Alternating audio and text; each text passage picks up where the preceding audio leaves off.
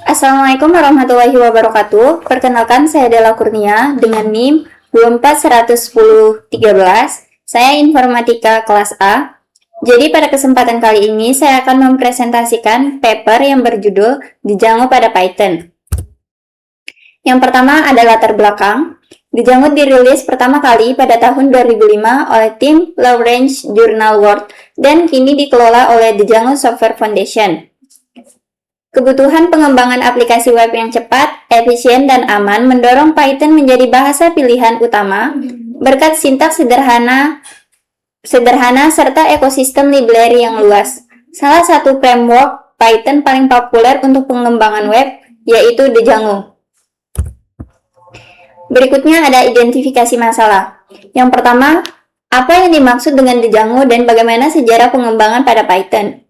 Yang kedua, apa saja kelebihan dan kekurangan yang dimiliki oleh framework Django? Yang ketiga, bagaimana arsitektur yang digunakan Django dalam membangun aplikasi web? Yang keempat, apa saja komponen utama yang menyusun framework Django? Dan yang kelima, bagaimana konsep dan cara kerja Django ORM dalam mengelola basis data? Apa sih Django ini? Django adalah framework web tingkat tinggi atau high level berbasis Python yang open source dan gratis.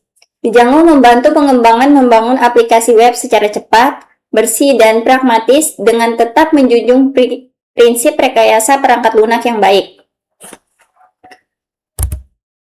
Kelebihan Django ada 6, yaitu yang pertama open source dan gratis untuk keperluan akademik maupun komersial.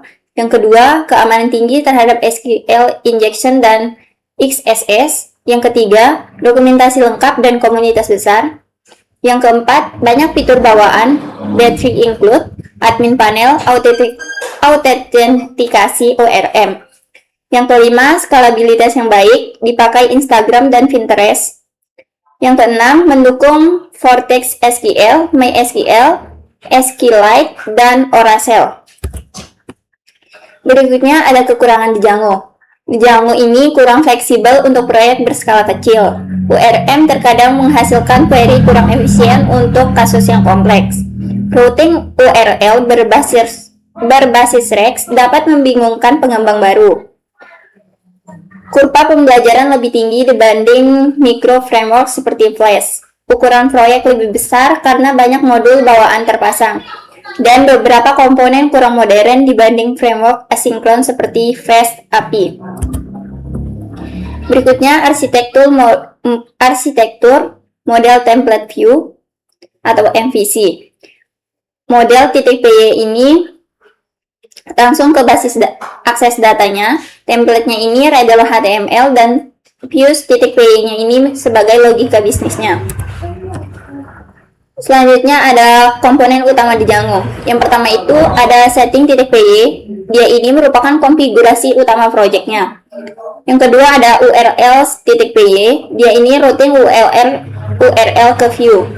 Yang ketiga ada model.py. Dia ini struktur data dan ORM-nya. Yang keempat ada views.py. Dia ini proses request dan responnya. Berikutnya ada template, dia ini merupakan tempat berkas HTML dan DTL-nya. Selanjutnya ada status file. Di sini terdapat CSS, JS, dan gambarnya. Berikutnya ada admin panel. Ini untuk mengolah data secara otomatis. Ada forms untuk validasi input pengguna. Ada middleware untuk proses request atau respon global. Dan yang terakhir ada manage.py. Dia ini untuk perintah administratif CLI. Yang selanjutnya ada Django ORM. Di sini ada contoh codingannya. Di sini ada create. Ini untuk mahasiswa .object .create. Ini contohnya. Di sini ada read. Ini mahasiswa .object .al. Ada update object .filet dan delete ada object .delete. Yang terakhir ada kesimpulan. Django ini merupakan framework web Python open source dengan filosofi battery include yang mempercepat pengembangan aplikasi kompleks.